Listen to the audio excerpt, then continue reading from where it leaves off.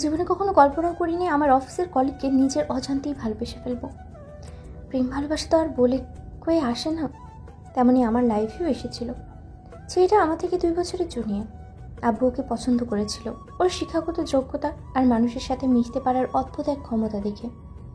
ছেলেটা দেখতে শুনতে যেমন তেমন চমৎকার ওর ব্যবহার, এক কথায় যাকে বলে সাধারণের মধ্যে ছেলেটা সবার থেকে অসাধারণ। যে কোনো মেয়েকেই ওর সব গুণাগুণই ইমপ্রেস করে ফেলবে। তাই আব্বু ওকে অনেকটা বিশ্বাস করে ম্যানেজারের দায়িত্ব দিয়েছিল, কিন্তু সেটাই যে আমার জীবনটা বদলে দেওয়ার জন্য অনেক বেশি কিছু ছিল। আমি কখনো কল্পনা করতে পারিনি আমার লাইফে সামনে কী সব ঘটতে যাচ্ছে। ঈশান ম্যানেজার হওয়ার পর থেকেই সবসময় আমার আশেপাশেই ঘুরঘুর করতো, আর করবে নাই বা কেন। আমি নানা কাজে ওকে ডেকে পাঠাতাম, কেন জানি ছেলেটা আশেপাশে থাকলে মনে হতো কিছু একটা আছে, একটা কাছে আছে। আবার দূরে চলে গেলেই মনে হতো কেউ একজন নেই, তাই কেমন শূন্য শূন্য কাজ করতো। তারপর আস্তে আস্তে বুঝতে পারলাম আমি কিছুর মধ্যে একটা জড়িয়ে পড়েছি। আমার বান্ধবীর সাথে যখন বিষয়টা শেয়ার করলাম তখন বুঝতে পারলাম গত 1 বছর ধরে আমি যাকে খেয়াল করছি সে আমার অফিসের কলিগ, আমার চোখের সামনে থেকেই আমাকে কাজে হেল্প করছে। যাকে নিয়ে দ্বিধায় আব্বু বিশ্বাস করেছিল, আর সেই ছেলেটাই আমার মনে জায়গা করে নিয়েছে। এত এত হ্যান্ডসাম আর টাকাওয়ালা ছেলে থাকতে এত এত বড় লোকের ছেলের প্রপোজাল পাওয়ার পরও কিনা শেষে আমি একটা সাধারণ আর মধ্যবিত্ত পরিবারের ছেলেকেই আমার পছন্দ হলো। কতগুলো ভেবে নিজেকে পাগল বলে মনে হচ্ছিল। শেষে একটা জুনিয়র ছেলেকে ভালোবাসলাম। প্রথমে আমি বুঝতে পারছিলাম না, কারণ একটু বদরাগী কিনা। সবাই এমনটা বলে তাই আমিও সেটা মেনেই নিয়েছি। ঈশানকে আমি ভালোবেসেছিলাম, তাই ওকে অন্য কোনো মেয়ের পাশে সহ্য করতে পারতাম না বলে প্রায় রাগারাগি করতাম। তখন ঈশান আমাকে বলেছিল আমি একটা বদরাগী মেয়ে। তারপর থেকে আমাকে রাগ করতে দেখলে সেটা চুপ করে থাকতো। আমি ওকে হাজারটা বকাঝকা করলেও কোনো জবাব দিত না, কেমন যেন সব কথা শুনে মাথা নেড়ে চলে যেত।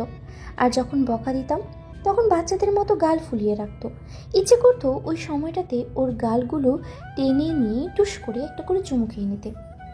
এত কিউট আর ইনোসেন্ট লাগতো ছেলেটাকে, যে কোনো মেয়ে এরকম অবস্থায় দেখলে প্রেমে পড়তে বাধ্য হবে। তাই আমিও পড়েছিলাম, কিন্তু সেটা বুঝতেই পুরো 1 বছর লেগে গেল। কারণ 6 মাস বাদেও আমাদের অফিসারের ম্যানেজারের দায়িত্ব পেয়েছিল। আমি যখন থেকে অফিসের দায়িত্ব নিয়েছি তারপর থেকে ঈশান আমার আরও কাছাকাছি আসে। ও এসেছে বললে ভুলই হবে, আমি নিজেই ওকে ডেকে নিয়ে এসেছি। আমি ওকে ছাড়া চলতেই পারি না, যেখানেই যেতাম ওকে সাথেই নিয়ে যেতাম। আব্বু আমাকে বলেছিল যেখানেই যাই না কেন ঈশানকে যেন সাথে করেই নিই, তাই সব সময় আমার কাছে থাকতো ছেলেটা। তারপর থেকে ওর প্রতি আমার আগ্রহটা বাড়তে শুরু করে, আর আস্তে আস্তে ওর প্রতি এত বেশি দুর্বল হয়ে পড়েছিলাম যে ওকে না দেখে একটা সময় থাকতে পারতাম না। সিনিয়র একটা মেয়ে হওয়ার পরেও জুনিয়র একটা ছেলেকে ভালোবাসি এটা কাউকে বলতে পারছিলাম না, আর না ওকে বোঝাতে পারছিলাম। অন্যদের ঈশান ভাবে আমি অফিসের বস, তাই এরকম ওকে সবসময় ওকে কাছে ডেকে নিই, কিন্তু এটুকু হয়তো বুঝতে পারিনি আমি এত কিছুর আড়ালে ওকে ঠিক কতটা ভালোবেসেছি। এতক্ষণ যার কথা খুশি আনমনে ভাবছিল সে একটা মধ্যবিত্ত পরিবারের ছেলে। প্রতি গল্পের মতো এবার আর বিজনেসম্যানের ছেলে নয় ঈশান। ছেলেটা অনেক স্ট্রাগল করে এই শহরে টিকেছিল, আর একটা চাকরি খুব করে খুঁজে যাচ্ছিল। মধ্যবিত্ত পরিবার থেকে আসার কারণে সরকারি চাকরি হওয়া সম্ভব ছিল না, কারণ এত টাকা দেওয়ার মতো ক্ষমতা ঈশানে ছিল না। তাই প্রাইভেট কোনো কোম্পানিতে জব করার জন্য খুঁজছিল, যারা সত্যিকার অর্থে যোগ্যতা সুলভ মানুষগুলোকে খুঁজে নেয় আর নিজের কোম্পানির জন্য টাকাটা না দেখে মেধা দেখে। ঠিক তেমনই কেউ ওকে খুঁজে নিয়েছিল। খুশির আব্বু অর্থাৎ ঈশানের অফিসের বস ওর যোগ্যতা আর কাজের প্রতি সিরিয়াসনেস দেখে ওকে ম্যানেজারের পদোন্নতি করেছিল। তারপর থেকে ঈশান নিজের কাজটা আরও ভালোভাবে করতে শুরু করে, কোনো অনিয়ম দেখতে পারেনি। এরই মাঝে বসের মেয়ে যে তার উপর ফিদা হয়ে গেছিল সেটা ঈশানের ধারণাতেও আসেনি। খুশি মেয়েটা এত বেশি ওর প্রতি দুর্বল হয়ে পড়েছিল যে বদমেজাজি সিনিয়র মেয়েটা কিনা আস্তে আস্তে অনেকটাই স্বাভাবিক স্বভাবের হয়ে যায়, আর কারোর সাথে তেমন করে রেগে কথা বলতো না। এই বিষয়টা নিয়ে অফিসের কলিগদের মধ্যেও বলা বলি পরে ঈশানের সংস্পর্শে এসে হয়তো খুশি ম্যাডাম এরকম হয়েছে। আর যখন থেকে খুশি শুনেছে তারপর থেকেই ও ভাবতে আরম্ভ করেছিল, ও কি সত্যি ঈশানের সংস্পর্শে এসে সেই বদমেজাজি থেকে এমন শান্ত হয়ে গেছে। খুশি আর আগের মতো কারোর সাথে রেগে কথা বলে না, এখন সবার সাথে হেসে কথা বলে। অবশ্যই এই বিষয়টা নিয়ে ঈশানের তার কলিগ অর্থাৎ ওর ডেস্কের পাশে যে বসতো সেই ছেলেটার সাথে ওর মাঝে মাঝেই কথা হয়। ঈশানের কলিগও বারবার বলতো খুশি ম্যাডাম নাকি ওকে পছন্দ করে। ঈশান সেটা বিশ্বাস করেনি। এসব কথাগুলো ভেবেই খুশি আর চুপ করে থাকতে পারলো না, কারণ গত 1 মাস যাবৎ ছেলেটাকে বলবে সুযোগ খুঁজছে, কিন্তু বলার সুযোগই হচ্ছে না। খুশি সিসি ক্যামেরায় দেখলো ঈশান ডেস্কে বসে কাজ করছে, তাই নিজেই ওর কেবিনে যাওয়ার সিদ্ধান্ত নিল। এই মুহূর্তে অফিসে তেমন কেউ নেই, তাছাড়া এখন লাঞ্চ টাইম, তাই খুশি ঠিক করলো আজকে ঈশানকে নিয়ে একটু বেরোবে। কোনো রেস্টুরেন্টে থেকে খেয়ে একটা পার্কে গিয়ে ওকে নিজের মনের কথাগুলো বলে দিবে, বাদবাকিটা পরে দেখা যাবে। খুশি ঈশানকে না বলে থাকতেই পারছিল না, তাই ওর কেবিনের দিকে যেতে থাকলো। মুখে একটা হাসির রেখা মেয়েটার আপনা আপনি ফুটে উঠেছে। খুশি ঈশানের কেবিনের দরজায় ঠেলা যখনই ভিতরে প্রবেশ করতে যাবে, তখন এমন কিছু দেখলো যার জন্য মেয়েটা কখনোই প্রস্তুত ছিল না। কারণ ঈশানের কেবিনে একটা মেয়ে বিবস্ত্র অবস্থায় আছে। এমন কিছু বললে ভুল হবে, অফিসের কলিগ একটা মেয়ে ঈশানের সামনে বিবস্ত্র অবস্থায় দাঁড়িয়ে আছে। ঈশান মেয়েটার থেকে দূরে দাঁড়িয়ে আছে। মেয়েটার চুলগুলো এলোমেলো না, ঠোঁটে লিপস্টিক ল্যাপটানো, আর তার উপর বুকের উপর থেকে শাড়ির আঁচলটা ফেলে দেওয়া। মেয়েটার হাতে থাকা চুড়িগুলো ভেঙে গেছে। এমন কিছু দেখেই খুশির মাথাটা চক্কর দিয়ে উঠল। ও দরজায় হাত রেখে নিজেকে সামলে নিয়ে একটা চিৎকার দিয়ে বলে উঠল, ঈশান! এমন কিছুর জন্য ঈশান মোটেও প্রস্তুত ছিল না। আচমকা অফিসের ম্যাডামকে দেখে অনেকটা ভয় পেয়ে গেল। ম্যাডাম কি বলবে এই মুহূর্তে, আর ঈশানই বা কী বলবে জানে না। তারপরও ঈশান ম্যাডামকে এক্সপ্লেন করার জন্য যখনই খুশির সামনে আসলো, খুশিও সাথে সাথে ঈশানের গালে একটা থাপ্পড় বসালো আর রাগী কণ্ঠে বলতে লাগলো, লম্পট ইতর কথাকার, তোমাকে আমি ভালো ভেবেছিলাম, আর তুমি কিনা এরকম একটা কাজ করলে। এই মেয়েটার সাথে এরকম একটা বাজে কাজ করতে তোমার তোমার বিবেকে বাঁধলো না? ছি, তুমি এত নীচ, আর আমি কিনা তোমাকে ভালো ভেবেছিলাম। সবার মুখোশের আড়ালে তুমি কিনা এইসব করছি। খুশির এমন কথাতে এবার রিয়া নামের মেয়েটা ফুপিয়ে কেঁদে উঠল। কিছু বলার আগেই ও শাড়ির আঁচলটা ঠিক করে নিয়ে দৌড়ে সেখান থেকে বেরিয়ে গেল। আর ঈশান বলতে লাগলো, ম্যাডাম আমার কথা শুনুন, আমি ঠিক এরকম কিছু করিনি, আপনি আমাকে ভুল ভাবতেছেন। আমি তো লম্পট কথাকার রাস্কেল, তুই এরকম একটা কাজ করেছিস আর বলছিস তুই এরকম কিচ্ছু করিসনি। আজ নিজ চোখে দেখেছি। আজকে যদি এখানে না আসতাম তাহলে হয়তো তুই এই মেয়েটার কী অবস্থা করতে আমি সেটা ভাবতেই পারছি না। তোর চরিত্রটাই এরকম, না হলে আমার আশেপাশে ঘুরঘুর করতি না। আমি তোকে বিশ্বাস করে ভুল করেছি। দিন শেষে আমি মানুষ চিনতে ভুল করলাম। তোর মতো একটা বাজে মানসিকতার ছেলেকে ভাবতেই লজ্জা লাগছে। খুশি কথাগুলো বলেই ফুপিয়ে কেঁদে উঠল। ঈশান বুঝতে পারল না এর ঘটনাটা কি হলো। ঈশান কিছু বলতে যাবে তার আগেই খুশি ম্যাডাম ওকে আরেকবার আঘাত করলো। এবার ছেলেটাকে আঘাত করার সাথে সাথে ঈশান আর টাল সামলাতে পারল না। পাশে থাকা দরজার সাথে কপালে ধাক্কা লাগতেই কপালটা বেশ খানিকটা কেটে গেল। এবার ঈশান কপালে হাত দিয়ে রক্তটা দেখে নিয়ে আবারও ম্যাডামের দিকে তাকালো আর বলতে লাগলো, ম্যাডাম আপনি আমাকে মারুন, বকুন, কাটুন, যা ইচ্ছা তাই করুন, তারপরও আমি 1000বার বলতে পারি আমি এই কাজটা করিনি। আপনি আমাকে যতটা বাজে ভাবছেন আমি ঠিক অতটা বাজে নই ম্যাডাম। আমি ওকে ফ্রেন্ডের মতো করে দেখতাম, কিন্তু দিন শেষে যে ও আমার এরকম দুর্বলতার সুযোগ নেবে আমি সেটা ভাবতেও পারিনি। আপনি আজকে এরকম অবস্থায় দেখে হয়তো আমাকে ভুল ভাবছেন, কিন্তু দেখুন ম্যাডাম আমি সত্যি বলছি আমি এরকম কিছু করিনি। আমি এমন কোনো কাজ করিনি যার জন্য আপনাদের অফিসের মান সম্মান কিংবা ওই মেয়েটার মান সম্মান নষ্ট হয়, আরও মাথা তুলে দাঁড়াতে পারবে না, এমনটা আমার দ্বারা হয়নি। আপনি আমাকে ভুল ভাবছেন। আপনি আমাকে 1000বার আঘাত করলেও আমি ঠিক একই কথা বলবো, কারণ আমি এই কাজটা করিনি ম্যাডাম। একটাবার আমাকে বিশ্বাস করুন, আমি সত্যি বলছি আমি এরকম কিছু করিনি। ইডিয়েট, তোর মতো একটা ছোট লোক খ্যাতকে আমি বিশ্বাস করব? আমার ভুল ছিল যে আব্বুকে বলে তোকে ম্যানেজার করে দেওয়া। আমার সবচেয়ে বড় ভুল বোধ হয় এটাই ছিল। আমি কি করে পারলাম তোর মতো একটা ছোট লোককে ভালোবাসতে?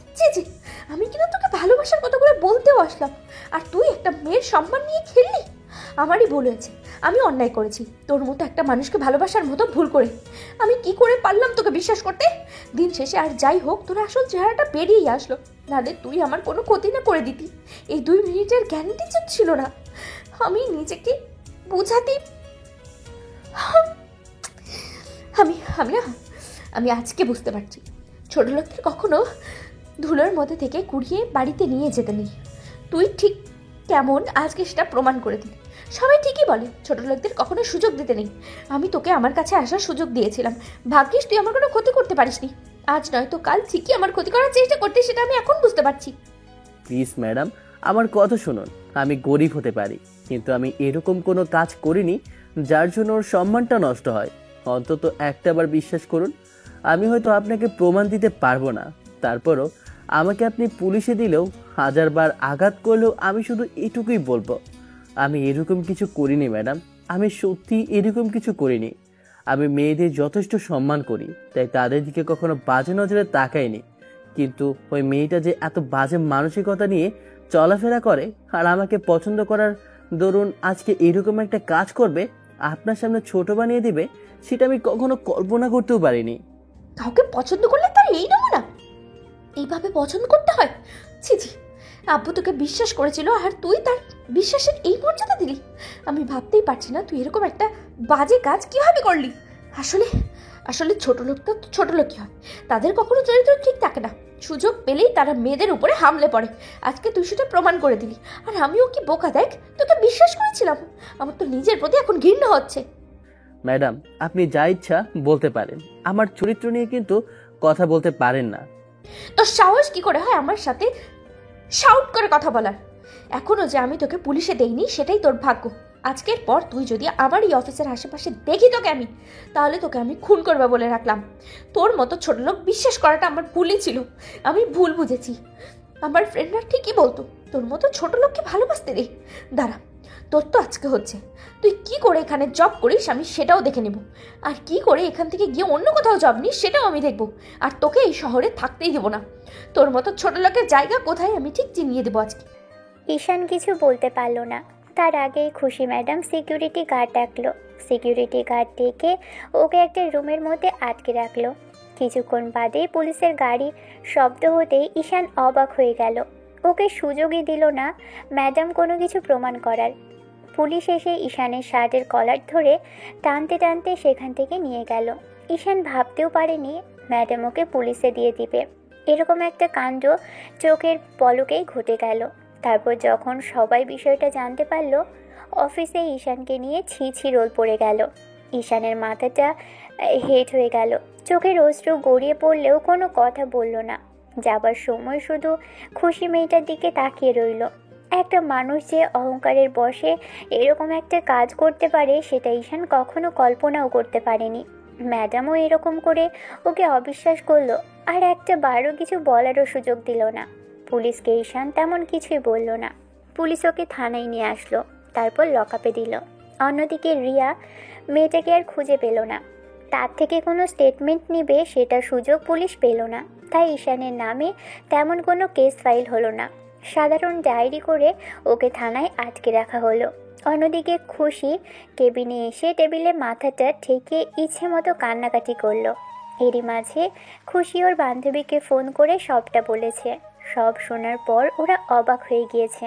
ঈশান এরকম কিছু করতে পারে ওরা কখনো ভাবেনি। খুশি আর অফিসে থাকতে পারল না। আজকে সব কিছু কেমন এলোমেলো হয়ে গেল। কিছু বুঝে ওঠার আগেই এরকম একটা কাণ্ড ঘটল, যেটা ওর কল্পনাতেও ছিল না। খুশি ভাবতেই পারেনি যে ঈশান এরকম কোনো কাজ করবে। খুশি কান্না করতে করতে বাসায় চলে আসলো। রুমে গিয়ে দরজা লাগিয়ে দিয়ে বেশ কিছুক্ষণ কান্নাকাটি করলো। মেয়ের এরকম কর্মকাণ্ডে আম্মু ওকে বিষয়টা বারবার জিজ্ঞেস করলে খুশির রুম থেকে বেরোলো না। তারপর যখন সন্ধ্যার দিকে দরজা খোলা হলো দ্বিতীয় চাবি দিয়ে, তখন আম্মু রুমে এসে দেখলো খুশি একা বিড়বিড় করছে আর কেমন যেন কাঁপছে। খুশির আম্মু গিয়ে ওর পাশে বসে ওর কপালে হাত রাখলেই বুঝতে পারলো মেয়ের প্রচুর পরিমাণে জ্বর বেঁধেছে। মেয়ে সারা শরীর জ্বরে পুড়ে যাচ্ছে। তাই ওর আব্বুকে কল করলে আব্বু ডক্টর নিয়ে আসলো। খুশি বিড়বিড় করতে করতে একটা সময় সেন্সলেস হয়ে পড়লো। পরদিন যখন জ্ঞান ফিরল, খেয়াল করলো আম্মু ওর পাশে বসে আছে। আম্মুকে দেখে খুশি উঠে বসার চেষ্টা করলে আম্মু ওকে জোর করে শুয়ে দিয়ে বলতে লাগলো, মামনি, তোমার শরীর খুবই খারাপ, উঠতে হবে না, শুয়ে থাকো। কি হয়েছে বলো আমাকে? কাল ওরকম করে দরজা আটকে রেখেছিলে কেন? কান্না করতে করতেই বা বাসায় আসলে কেন? আমাকে একটাবার তো বলতে পারতে তোমার কি হয়েছে। আমাকে বলো, আমি সব ঠিক করে দেব।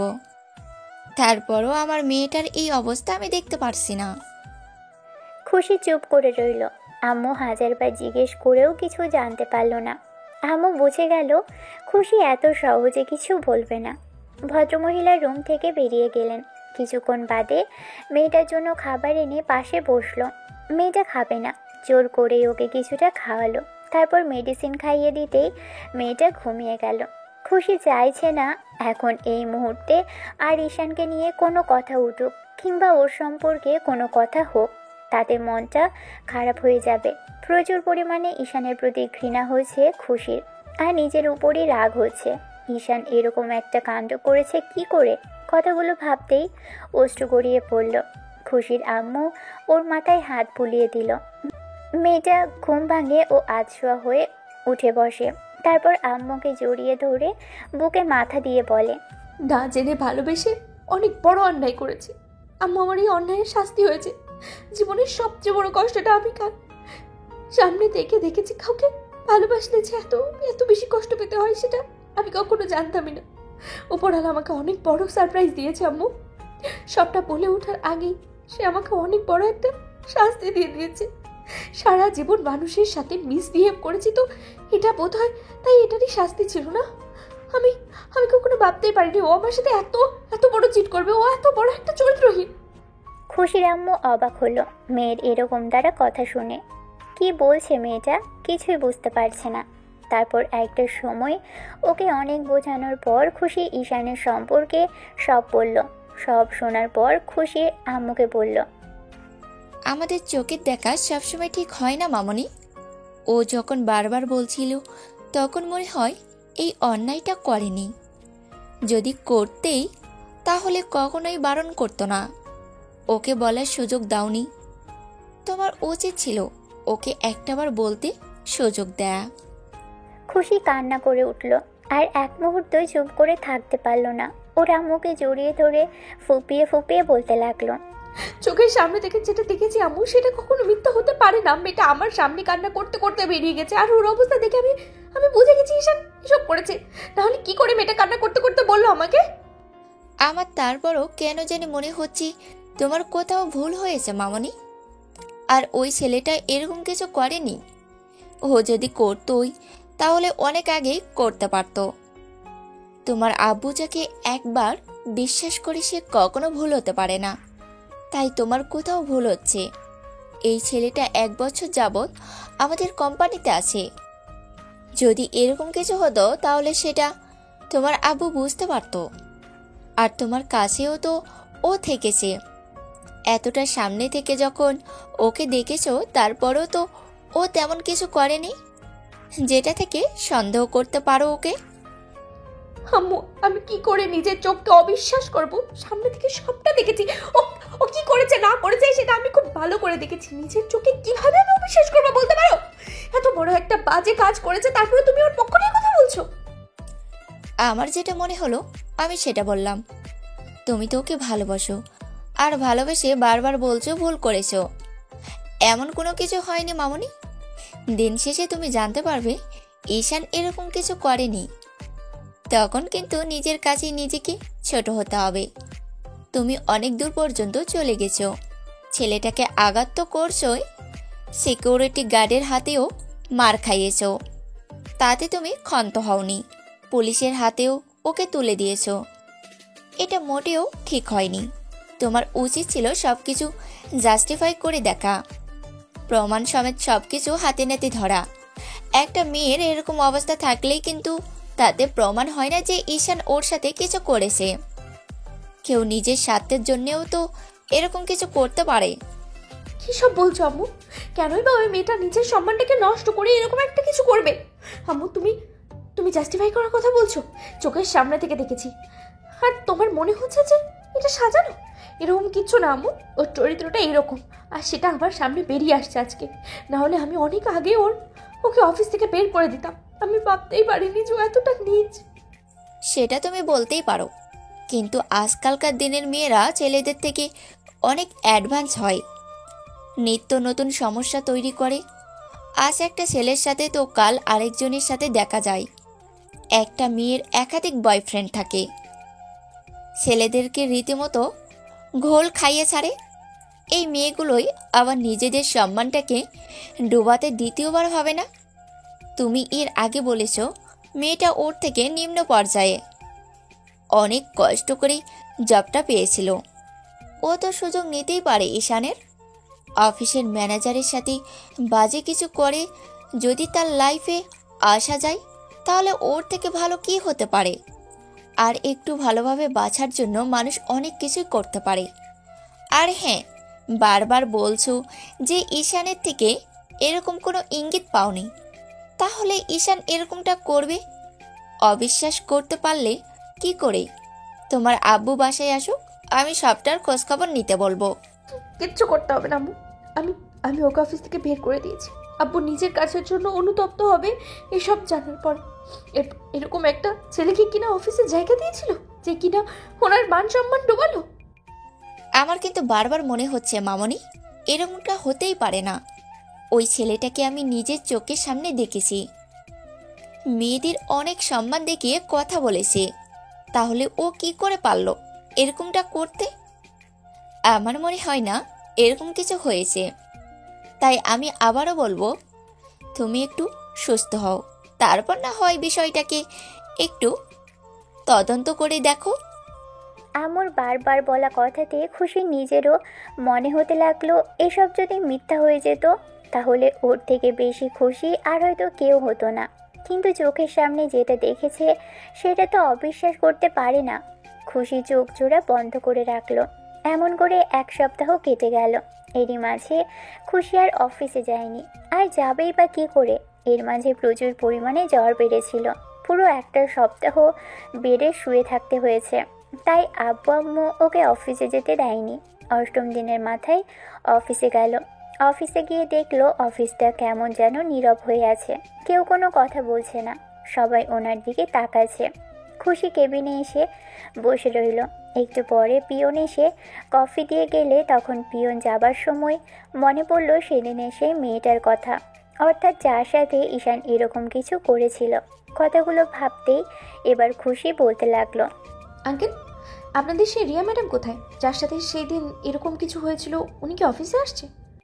না ম্যাডাম, ওনাকে কয়েকদিন যাবত অফিসে আসতে দেখছি না। আপনি যে কয়েকদিন ধরে আসেননি, উনি ঠিক যতদিন ধরে আসছে না সেদিন পর উনি আর অফিসে আসেননি। ওনার খোঁজ করা হয়েছিল, উনি যে বাসায় থাকতো সেখানেও নেই। খুশি এবার বেজায় টেনশনে পড়ে গেল। ওই মেয়েটা আবার গেল কোথায়? ওর থেকেও তো কিছুটা জানার চেষ্টা করা যেত। কিছুতেই খুশি নিজের মনকে মানাতে পারছে না। প্রথমে ঈশানকে ঘৃণা করার চেষ্টা করলেও কেন জানি সেটা করতে পারছে না। বারবার মনে হয়েছে যে আম্মু যদি ঠিক বলে। দুপুর অবধি অফিসে থাকতেই খুশির মনটা কেমন অস্থির হয়ে গেল। তাই অফিস থেকে বেরিয়ে গেল। এরই মাঝখানে ওর বান্ধবী নীলা কল করতেই ওপাশ থেকে নীলা বলতে লাগলো, কি রে, কি শুনছি এইসব? ঈশান নাকি এমন কিছু করেছি যার জন্য তুই ওকে এখন ঘৃণা করতে শুরু করেছিস? নীলা দেশের বাহিরে ছিল বিধায় তেমন কিছু ওকে জানাতে পারেনি। কিন্তু আজকে যখন ফিরে খুশির নাম্বারে কল করেছিল তখন জানতে পারল খুশির আম্মুর থেকে এসব বিষয়ে। সব জানার পর নীল খানিকটা অবাক হয়েছে, কারণ নীলা নিজে থেকেও ঈশানকে দেখেছে। কখনো মনে হয়নি যে ছেলেটা এরকম কিছু করতে পারে। এবার নীলার এমন কথাতে খুশি চুপ করে রইল। তখন মেয়েটা আবারও বলতে লাগলো, চুপ করে থাকলে কিন্তু সব সমস্যার সমাধান হবে না। আমাকে বল কি হয়েছে, আর কি দেখেছিস তুই? একটাবার আমাকে একটু বোঝার সুযোগ দে। একটু বল আমাকে কি হয়েছে। নীলার এরকম কথাতে খুশি আর আবেগটাকে কন্ট্রোল করতে পারলো না। ফুপিয়ে কেঁদে উঠল মেয়েটা। টেবিলের উপর ফোনটা রেখে লাউডস্পিকারে দিয়ে বেশ কিছুক্ষণ কান্নাকাটি করলো। নীলা হাজারটা কথা বলে ওর কান্না থামানোর চেষ্টা করেও পারল না। তখন নীলা হতাশ হয়ে বলতে লাগলো, তুই প্লিজ কান্নাকাটি করিস না। আমি এক্ষুনি তোর অফিসে আসছি। আমি এখন বাসা অবধি যাইনি। তোর আম্মুর থেকে সবটা জানতে পেরে তোকে কল করলাম। আচ্ছা শোন, তুই একটু ওয়েট কর, আমি আসছি এক্ষুনি, তোর সাথে দেখা করব। তোকে কোথাও আসতে হবে না, আমি ঠিকানা পাঠাচ্ছি, তুই এখানে চলে আয়। অফিসে থাকতে ভালো লাগছে না রে, এলোমেলো লাগছে, মনে হচ্ছে চোখের সামনে সব কিছু ভাসছে। খুশি কলটা কেটে দিল। তারপর ঠিকানাটা সেন্ড করে নিজেও সেখানে চলে গেল। আধা ঘন্টা পর দুজনে দেখা হলো। নীলা ওকে কিছুটা শান্ত করলো আর খুশি নাক টানতে টানতে বলতে লাগলো। এবার নীলা বলতে লাগলো, আন্টি তো ঠিকই বলেছিল, চোখের দেখা সব সময় ঠিক হয় না। তুই হয়তো ভুল দেখতে পারিস। ওকে কেউ ছোট করার জন্য এরকমটা করতে পারে। আর মেয়েটার সম্পর্কে তুই ভালো করেও জানিস না, মেয়েটা কেমন কি সেটাও জানিস না। কিন্তু ঈশানের সম্পর্কে জানিস, সবসময় ছেলেদেরই দোষ হয়, জানিস তো। আজকাল প্রায় সময় দেখা যায় যে ছেলেদের ট্র্যাপে ফেলে এরকম করে ফাঁসানো হয়। তুইও হয়তো ভুল বুঝলি, আমার সেটাই কেন জানি মনে হচ্ছে। আমি জানি না, কিচ্ছু বুঝতে পারছি না। আমি জানি না কি করব আর কি হবে। আমার কিচ্ছু ভালো লাগছে না, ইচ্ছা করছে মরে যেতে। আমি কাকে বিশ্বাস করলাম, কাকে ভালোবাসলাম, যাকে ভালোবেসেছিলাম সে কিনা আমার ভালোবাসার এতটুকু মর্যাদা দিল না। আমি সহ্য করতে পারছি না রে, মনে হচ্ছে আমি শেষ হয়ে যাব। আমি কি করে থাকবো যাকে ভালোবেসেছি তার সম্পর্কে এরকম একটা বিষয় জানার থেকে তো আমি মরে গেলেই ভালো হতো। বাংলা সিনেমার নায়িকাদের মতো এসব আজে বাজে কথা না বলে চুপ করতো। কি সব আজে বাজে কথা, মরে গেলেই কি সব সমস্যার সমাধান হবে? সবটা জানতে হবে। যাকে মন ভরে আজকে ঘৃণা করছিস, কালকে তো তার জন্য আকাশ পরিমাণ ভালোবাসা আবারও শুরু হতে পারে। নিজের কাজটা যদি ভুল হয় তাহলে নিজের কাজের জন্য তুই নিজেই অনুতপ্ত হবি। ছেলেটা মধ্যবিত্ত পরিবারের, যতদূর শুনেছি আর যতদূর দেখেছি, তাতে কারো দিকে চোখ তুলে তাকানোর মতো সাহস করতে পারে না। খুশি চুপ করে রইল। নীলা হাজারবার বোঝানোর চেষ্টা করেও যখন পারল না, তখন নীলার মনে হতে লাগলো ও তখন কেনই বা যাচ্ছিল ঈশানের কেবিনে, আর কিভাবেই বা জানতে পারলো মেয়েটা ওর কেবিনে আছে। রুমটা যদি সাউন্ড প্রুফ হয় তাহলে কি করে বা ও জানতে পারবে এই সময়টাতে রিয়া মেয়েটা ওখানে ছিল, নাকি এরকম কিছু মেয়েটা আগে থাকতেই জানতো, যার জন্য ম্যাডাম যাবার আগেই ওর রুমে গিয়ে উপস্থিত হয়েছিল। এবার নীলা বিষয়টা ভেবে নিয়ে বলতে লাগলো, আচ্ছা, তুই না বললি ওইটা লাঞ্চ টাইম ছিল? তাহলে তুই কি করে জানলি যে ঈশান লাঞ্চ না করে কেবিনে বসে আছে? তুই বা কি করতে যাচ্ছিলি ওর কেবিনে? নিজের কেবিনে ডেকে নিলেই তো হতো। আমি ভেবেছিলাম ওকে সেদিন মনের কথাগুলো বলবো, তাই নিজেকে প্রস্তুত করে নিয়েছিলাম। সকাল থেকেই ওকে খুঁজছিলাম, কিন্তু কাজের চাপে ওর সাথে কথা বলতেই পারছিলাম না। তারপর যখন লাঞ্চ টাইম হলো, মনে করেছিলাম ওর সাথে গিয়ে কথা হবে, তারপর অন্য কোথাও থেকে লাঞ্চ করবো, নিরিবিলি গিয়ে মনের কথাগুলো বলবো। আর কাকে কি বলবো, এর মধ্যেই তো এরকম কিছু হলো। আমি বেঁচে গেছি হয়তো, উপরওয়ালা চাইনি ওর মতো একটা লম্পটকে আমি ভালোবাসি। ওকে নিয়ে বেরোবো বলেই আমি সিসিটিভি ফুটেজ দেখছিলাম, ও কেবিনে বসে কাজ করছে, তাই আর কি গিয়েছিলাম। বিষয়টা তুই বুঝতে পারলি না। তুই যেহেতু সিসিটিভি ফুটেজের কথা বললি, একবার তো তুই সেদিনের ওই ঘটনার আগে সিসিটিভি ফুটেজটা দেখতে পারতি। তুই বেরিয়ে যাওয়ার পরে এই মেয়েটা ওখানে গিয়েছিল, তাহলে বুঝতে পারছিস যে মেয়েটা আগে থেকেই তোর প্রতি নজর রাখছিল। ঈশানকে ফাঁসানোর জন্য এমনটা করেছে। আমার তো এখন 100% মনে হচ্ছে এরকম কিছুই হয়েছে। না হলে তুই যখন দেখলি তখন ঈশানের কেবিনে কেউ ছিল না, আর কয়েক মিনিটের মধ্যেই কেউ কেবিনে আসলো কি করে? আর ছেলেটা জানে না ওর কেবিনে সিসি ক্যামেরা লাগানো আছে। মেয়েটা তোর ওপর নজর রেখেছিল, তারপর যখন তুই কেবিন থেকে বেরোবি তার আগেই ওখানে উপস্থিত হয়ে এরকম কিছু ঘটিয়েছে। কয়েক মিনিটের ব্যবধানে কিন্তু এরকম কিছু হয় না। আর সব কিছু বুঝে ওঠার আগেই তুই এরকম কিছু করেছিস। এখন যদি সত্যিই তুই ভুল করে ফেলিস তাহলে এই ভুল তুই শোধরাবে কি করে? নীলার কথাতে খুশির কেমন যেন বুকটা ধক করে উঠল। সত্যিই তো, এই কয়েকদিন যাবৎ ওই সিসিটিভি ফুটেজের কথাটা ভুলেই গিয়েছিল। ঈশানের রুমের সিসিটিভি ফুটেজ সরাসরি ওর ল্যাপটপের সাথে কানেক্টেড করা, তাহলে ও সেখানে থেকে তো দেখে নিতে পারতো। কেন ও এত বড় একটা ভুল করলো? বিষয়টা ভাবতেই খুশির বুকের ভিতরটা ধক করে উঠেছে। ও কিছুক্ষণের জন্য স্তব্ধ হয়ে রইল। তখন নীলা উঠে গিয়ে ওর হাত ধরে টেনে ওঠাতেই খুশি বলতে লাগলো, কি হলো? তুই আমাকে টেনে উঠেছিস কেন? আমার কোথাও যেতে ইচ্ছে করছে না এখন। যে ঝামেলাটা করলি সে ঝামেলাটা সমাধান করতে হবে না। আমি সিসিটিভি ফুটেজটা দেখতে চাইছি। আমি জানি তুই ওকে ঘৃণা করিস। সত্যি যদি ও সবটা করে থাকে তাহলে ওকে তুই ফাঁসিতে ঝোলাবি। তারপরও এখন চল, আমার দেখতে ইচ্ছা করছে যে ও সত্যি এরকম কিছু করেছে কিনা। খুশি আর চুপ করে থাকতে পারল না। ওকে কিছু বলতে যাবে তার আগেই নীলাকে থামিয়ে দিয়ে বলতে লাগলো, অপরাধীর কাছেও তো মৃত্যুর আগে তার শেষ ইচ্ছাটা জানতে চাওয়া হয়। তাহলে তুই কেন ওর থেকে শেষ ইচ্ছাটা জানতে চাইবি না? ওর পক্ষ থেকে আমি তোকে একটাবার সেই সুযোগ দিতে বলছি। তুই অন্তত একটাবারের জন্য এই সুযোগটা দে, আর কথা বলার জন্য একটা সুযোগ দে। ও তো এখন নেই, ওর হয়ে আমি না হয় তোর কাছে এই সুযোগটা চাইছি। অন্তত একটাবারের জন্য অফিসে চল, সবটা দেখলেই বোঝা যাবে কত দুধ আর জলটা মেশানো হয়েছে। খুশির বুকটা ধুক ধুক করতে লাগলো। নীলা ওকে টেনে নিয়ে গিয়ে গাড়িতে উঠিয়ে বসালো। তারপর দুজনে অফিসে আসলো। অফিসে এসে সরাসরি খুশির কেবিনে আসলো। খুশি ল্যাপটপটা অন করতেই নীলা সিসিটিভি ফুটেজগুলো ঘেটে ঘেটে দেখতে লাগলো। শেষে 8 দিন আগের ঘটনাটা সকাল থেকে নিয়ে একদম দুপুর পর্যন্ত বিষয়টি লক্ষ্য করতে লাগলো। তারপর যখন লাঞ্চ টাইমের ভিডিওটা দেখতে আরম্ভ করলো, খেয়াল করলো যে ঈশান কেবিনে বসে কাজ করছে।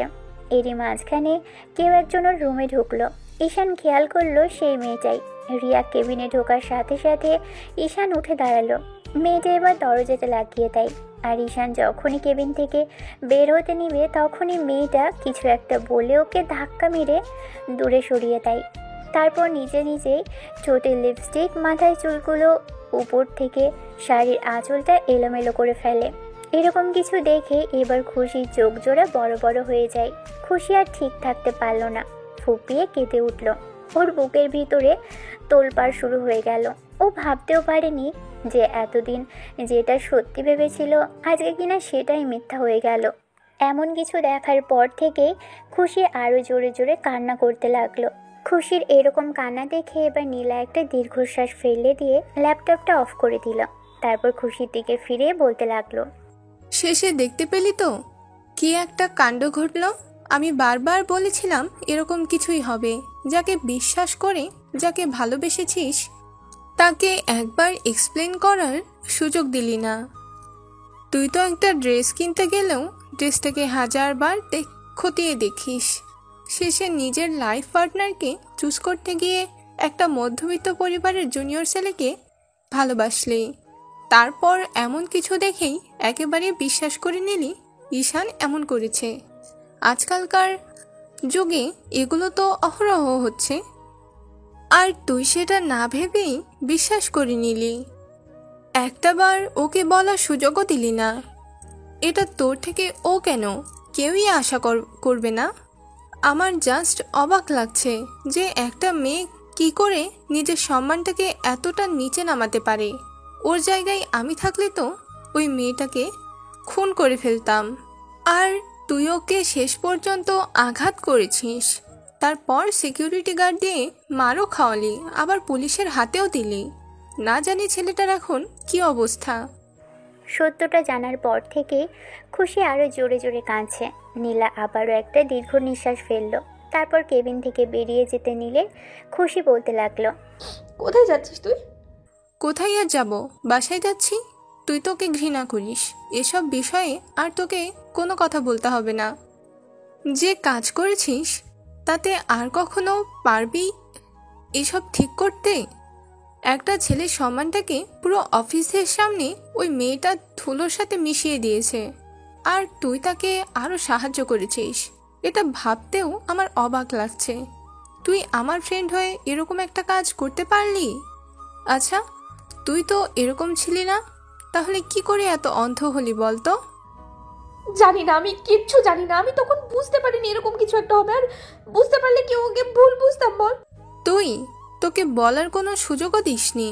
একটা বার সুযোগ দিতি আর ছেলেটা বলেছিল তুই শুনিসনি। অন্তত একটা বার প্রমাণ করার সুযোগ দিতি। করবেই বা কি করে? ও তো জানতো না সিসিটিভি ফুটেজ থেকে এরকম কিছু দেখতে পারবে। তুই তো ওকে বলার সুযোগও দিসনি। পুরো অফিসের সামনে ওর মান সম্মানটা ধুলোর সাথে মিশিয়ে দিয়েছিস। আচ্ছা, ওই মেয়েটার জায়গায় যদি তুই থাকতি আর সত্যি সত্যি ঈশান তোর সাথে এরকম কিছু করতো, তখন কি হতো বলতো? সবসময় আমরা ভাবি যে মেয়েদের সম্মানটাই আছে, কিন্তু ছেলেদের সম্মান নাই। আমরা তো রুমের মধ্যে নিজেকে আটকেও জীবনটা পার করে দিতে পারি, কিন্তু একটা ছেলেকে তো দিন শেষে বাইরে বেরোতে হয়। তুই কি করে ভাবলি ও এত কিছুর পরেও বেঁচে থাকতে পারবে? নিজের মান সম্মানটা যেভাবে খুঁজেছে, তাতে এই শহরে তো অন্তত আর যাই হোক থাকতে পারবে না। নীলা কথাগুলো বলেই দাঁড়িয়ে রইল। খুশি টেবিলে মাথা ঠেকে কান্না করে উঠল। নীলা বাইরে আসলো আর পিয়নকে খুঁজতে লাগলো। কোন থানায় ঈশানকে নিয়ে যাওয়া হয়েছে সেটাই শুনতে গেল। এবার খুশি কিছুক্ষণের মধ্যে চোখ মুছে নিয়ে দৌড়ে গাড়ি চাবিটা নিয়ে বেরিয়ে আসলো। খেয়াল করলো নীলা পিয়নের সাথে কথা বলছে। এবার খুশি বলতে লাগলো, এই মুহূর্তে আমাদের থানায় যেতে হবে। আমি অনেক বড় ভুল করে ফেলেছি। কিছুটা হলেও তো শুধরে নেওয়ার চেষ্টা করতেই হবে। তুই প্লিজ আমার সাথে চল না, তাহলে আমি ঈশানকে কিছুই বুঝাতে পারবো না রে। এখন আর বুঝে কি হবে?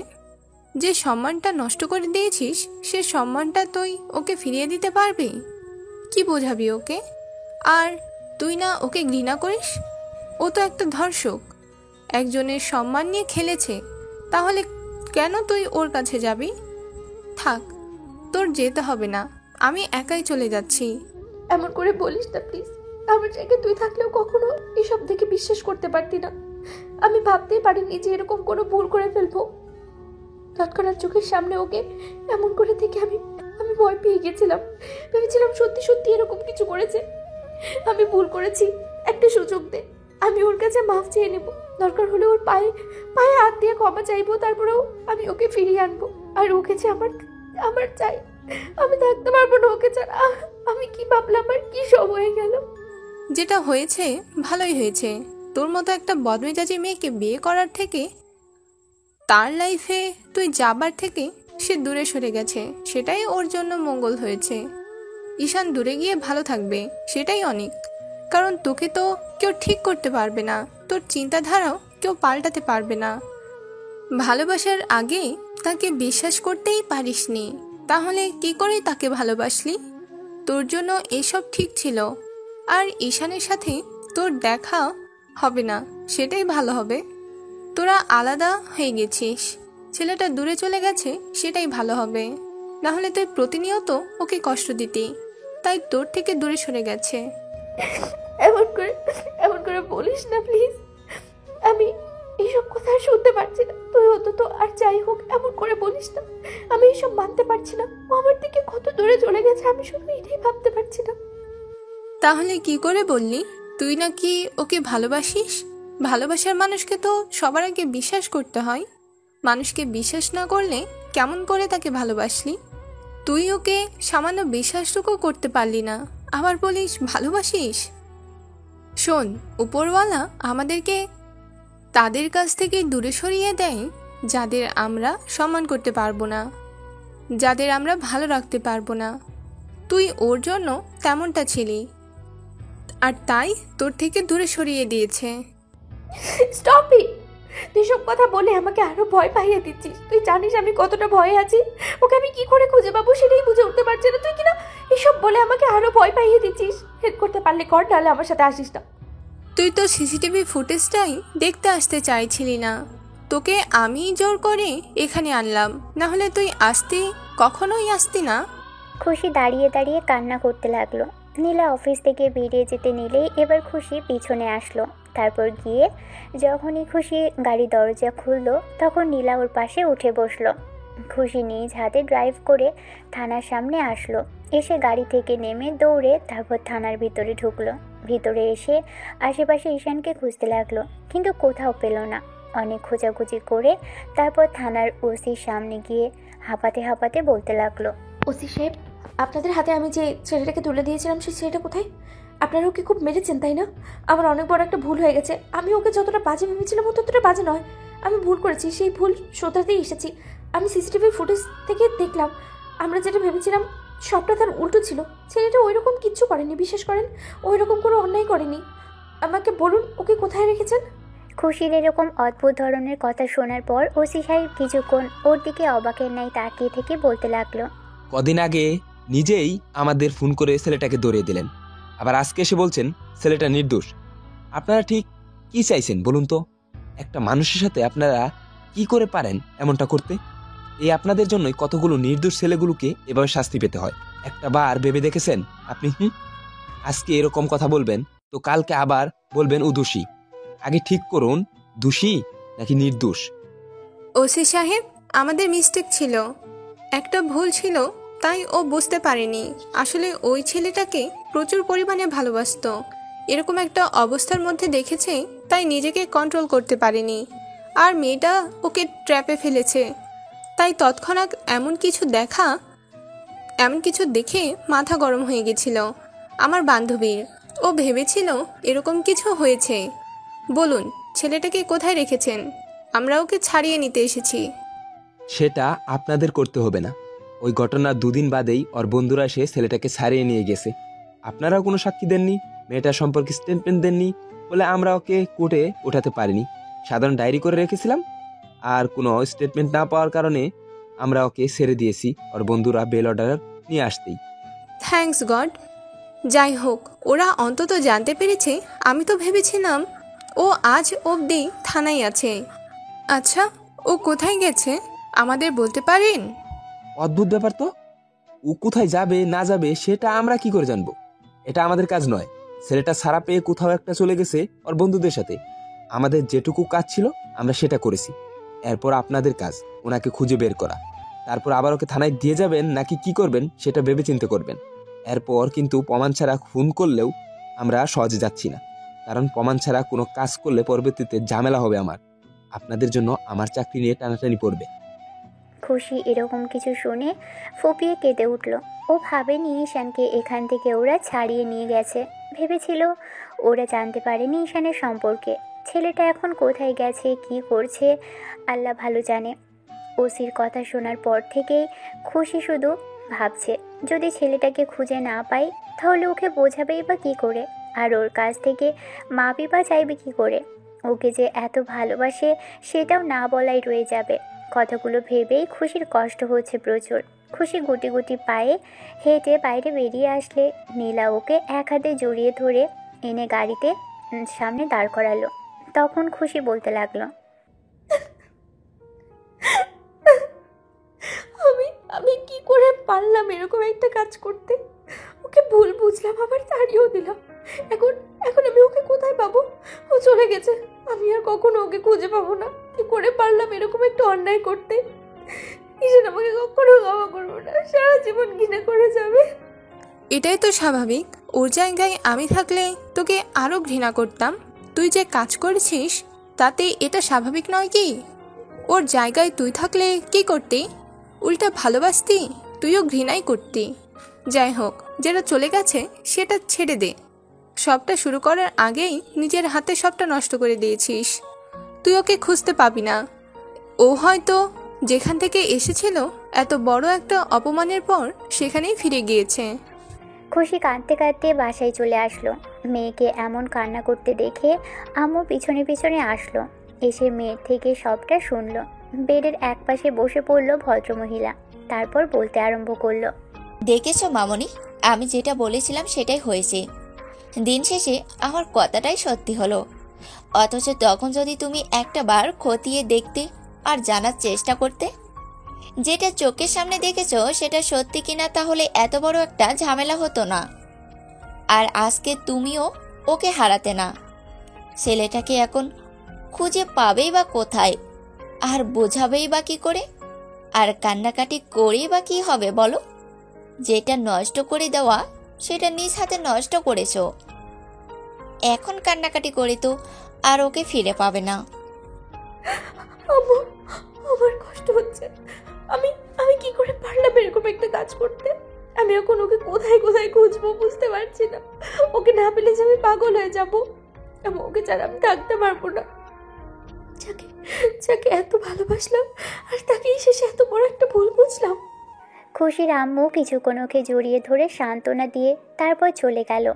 এখনও মেয়েকে কি বলে সান্ত্বনা দিবে জানেন না ভদ্রমহিলা। এমন করে আরও কয়েকটা দিন রুমের মধ্যে নিজেকে আটকে রেখে কাটালো খুশি। তারপর যখন একটা সপ্তাহ বাদে ওর আব্বু এসে বাসায় এসে বিষয়টা জানতে পারলো, তখন খুশি থেকে সবটা শুনলো।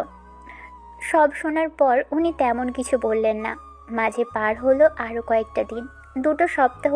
খুশি এরকম করে যখন কাটালো, তখন খুশির আব্বু ওকে ডেকে নিয়ে বলল, যেটা চলে গেছে সেটা নিয়ে আর ভেবো না। তুমি যেটা নিজ হাতেই শেষ করে দিয়েছো সেটা নিয়ে আর এখন কেঁদে কেটে কি হবে? তাছাড়া মধ্যবিত্ত ফ্যামিলির একটা ছেলের সাথে তোমাকে আমি মানতাম না। এসব নিয়ে ভাবার দরকার নেই। অন্য কাউকে পছন্দ হলে কিংবা তোমার যোগ্য কাউকে ভালোবাসো, আমি নির্দ্বিধায় তাকে মেনে নিব। এরকম কাউকে পছন্দ করা কিংবা লাইফ পার্টনার করার চিন্তা মোটেও করো না। সেটা আমি মোটেও পছন্দ করব না। আমি ওকে ভালোবাসি, আর তুমি বলছো তুমি ওকে মানবে না? তুমি মানবে কিনা সেটা তোমার বিষয়। আগে আমি ওকে খুঁজে তো পাই, তারপর আমাকে মাফ তো করুক, তারপরে না হয় এসব ভাববে। আমার ওকে ফিরিয়ে আনতেই হবে। কোনো দরকার নেই। যেটা করেছো সেটা নিয়েই থাকো। কাল থেকে অফিসে যাবে, আর না হলে বাইরে চলে যাও। তারপরও এসব নিয়ে আর কোনো কথা যেন না হয়। তুমি কি আমাকে জীবিত দেখতে চাও? আমি ওর জন্য পাগল হয়ে যাই। যদি সেটা চাও তাহলে সরাসরি বলো, তারপরে আমি এসব কথা শুনতে চাইছি না। আব্বু, খুশির এরকম একই ধরনের কথা শুনে আব্বু বেশ খানিকটা অবাক হলো। বুঝতে পারলো মেয়েটা খুব বেশি সিরিয়াস হয়ে গেছে ছেলেটার প্রতি, তাই আর কিছু বলতে পারলো না। আব্বু সেখানে থেকে বেরিয়ে যেতেই খুশি আবারও কাঁদতে লাগলো। এমন করে আরও কয়েকটা দিন কাটলো। এরই মাঝে নীলা এসে ওকে বাইরে নিয়ে গেল, আর খুশি হাজারটা কথা ঈশানের সম্পর্কে বলে গেল।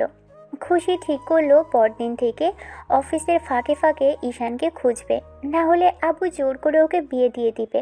পরদিন থেকেই মেয়েটা অফিসে গেল। অফিসের সবাই বিষয়টা নিয়ে বলাবলি করছিল। তখন খুশি বড় প্রজেক্টরের বিষয়টা সবাইকে দেখিয়ে দিল। সব দেখার পর ঈশানের প্রতি অফিসের সবার যত ভুল ধারণা ছিল সবাই সবটা থেকে বেরিয়ে আসলো। তখন খুশি বলতে লাগলো, যা বলার আমাকে বলবেন। এরপর থেকে ওর সম্পর্কে আর একটা বাজে কথা বলবেন না, তাহলে কিন্তু আমি ভুলে যাব আমি এই অফিসের বস আর আপনার অফিসের কর্মচারী। আমি রেগে গেলে সেটা তোমাদের জন্য খুব বেশি ভালো হবে না।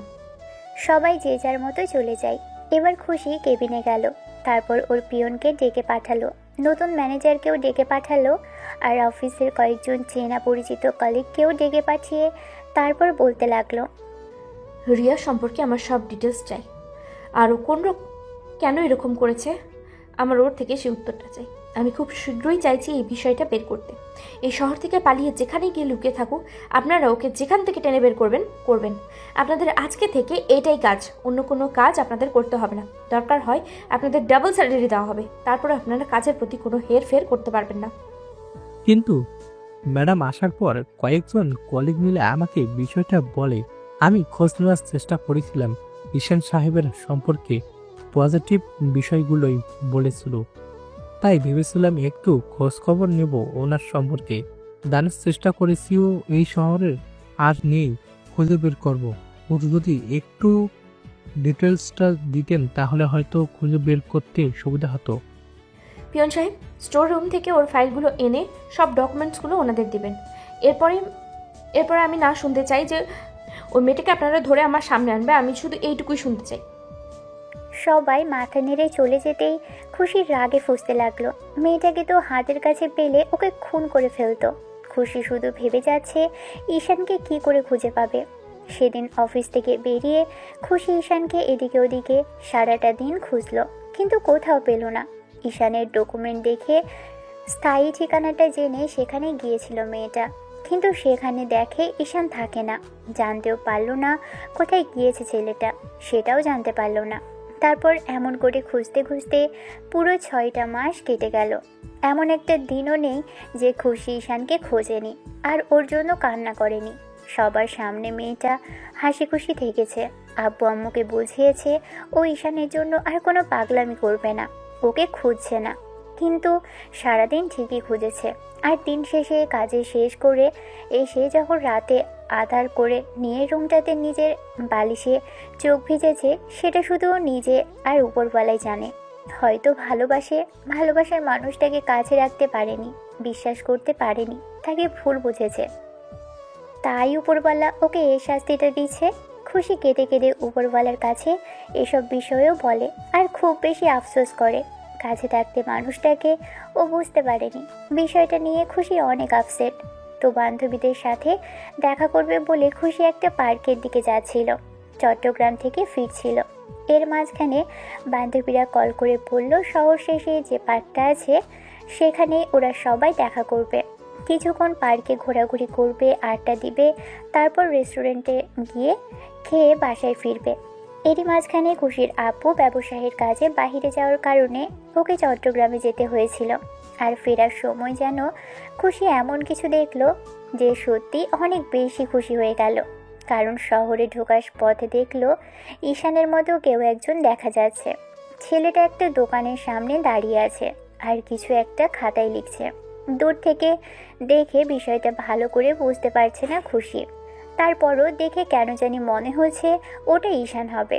খুশি তৎক্ষণাৎ ড্রাইভারকে গাড়ি থামিয়ে দিতে বলল। লোকটা গাড়ি থামালো। খুশির সাথে সাথে দৌড়ে সেখানে গেল। এবার কিন্তু চোখের পলকে ছেলেটা কোথায় যেন উধাও হয়ে গেল। খুশি দোকানদারের কাছে গিয়ে এবার জিজ্ঞেস করতে লাগলো। আচ্ছা ভাইয়া, এইমাত্র যে ছেলেটা এখানে দাঁড়িয়েছিল আর কিছু একটা লিখছিল, কেউ আর কোথায় থাকে, সেটার নাম কি বলতে পারবেন? দোকানদার কেমন করে যেন খুশির দিকে তাকিয়ে রইল। খুশি বারবার বিষয়টা জিজ্ঞেস করতেই লোকটা বলতে লাগলো। হয়তো ওই ছেলেটার কথা বলেছিলেন যে এখানে এসেছিল। আসলে ও একটা কোম্পানিতে কাজ করে আর ওখান থেকেই আমার দোকানের প্রয়োজনীয় জিনিসপত্রের অর্ডার করতে। ম্যাডাম, আপনাকে দেখে মনে হচ্ছে বড়লোকের মেয়ে হবেন। তার উপরে এরকম করে জিজ্ঞেস করছেন কেন? আপনার সাথে আহার কোনো কিছু করেছে নাকি? না মানে টাকা পয়সা নিয়ে গন্ডগোল করেছে নিশ্চয়ই। খুশি এবার বেজায় পরিমাণে রাগ হলো ঈশানের সম্পর্কে এরকম কিছু শুনে। ওরা লোকটার দিকে রাগী চোখে তাকিয়ে থেকে তারপর সেখান থেকে চলে গেল। আর আশেপাশে অনেক জায়গায় খুঁজলো, তারপরও ছেলেটাকে পেল না। তারপর কিছু একটা ভেবে মনে হতে লাগলো এই দোকানটা সামনে আসলে হয়তো ঈশানকে পরে পেয়ে গেলেও যেতে পারে। খুশি এমন করে পরপর 4-5টা দিন আসলো দোকানটার সামনে। 5 দিনের মাথায় ঈশানকে আবারও দেখতে পেল। সেই দোকানটার সামনে ঠিক যে সময়টাতে ছেলেটা এসেছিল তার অনেক আগে থেকেই খুশি এসে দাঁড়িয়েছিল। আর ঈশানকে যখন দেখতে পেল খুশির বুকের ভিতরে যেন একটা স্বস্তির নিঃশ্বাস বসে গেল। খুশি আর এক মুহূর্ত দেরি করলো না। কয়েকজনকে সাথে এনেছিল মেয়েটা, তাই সবাই মিলে গিয়ে ঈশানকে চারপাশ থেকে ঘিরে ধরল। এমন কিছু দেখে ঈশান অবাক হয়ে এক সাইডে সরতে গেলে একজন শক্ত করে ওর একটা হাত ধরল। লোকটার দিকে তাকিয়ে ঈশান বলতে শুরু করলো। কি হয়েছে ভাই? কি সমস্যা আপনাদের? আমি আপনাদের সাথে কোনো ঝামেলা করেছি নাকি কোনো অজান্তেই ভুল করেছি আপনাদের সাথে? লোকটা কোনো কথা বলল না। লোকগুলো ওকে জোর করে দোকান থেকে বের করে আনতেই খেয়াল করলো খুশি কিছুটা দূরে দাঁড়িয়ে আছে। ঈশান খানিকটা ভয় পেয়ে গিয়ে মাথা নামিয়ে নিল।